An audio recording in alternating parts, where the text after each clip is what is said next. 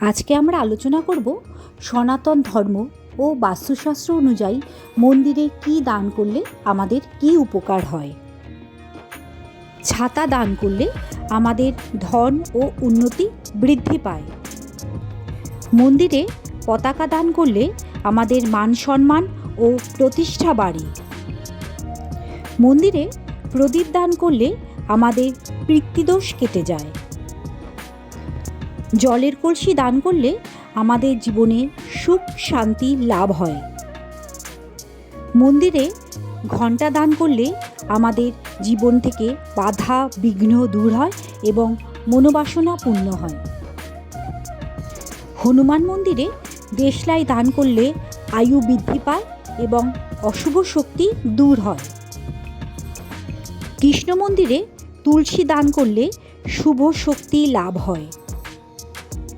এছাড়া মন্দিরে খাদ্য বা অন্নদান যেমন চাল ডাল বা শস্য দান করলে ঘরের অভাব দূর হয় এবং বরকত আসে। মন্দিরে নতুন জামা কাপড় দান করলে আমাদের সমাজে মান সম্মান বৃদ্ধি পায় এবং সৌভাগ্য বাড়ে।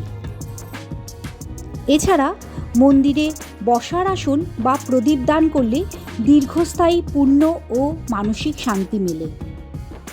ভিডিওটি যদি আপনাদের ভালো লেগে থাকে তাহলে একটি লাইক করবেন এবং সবার সাথে শেয়ার করবেন। রাধে রাধে।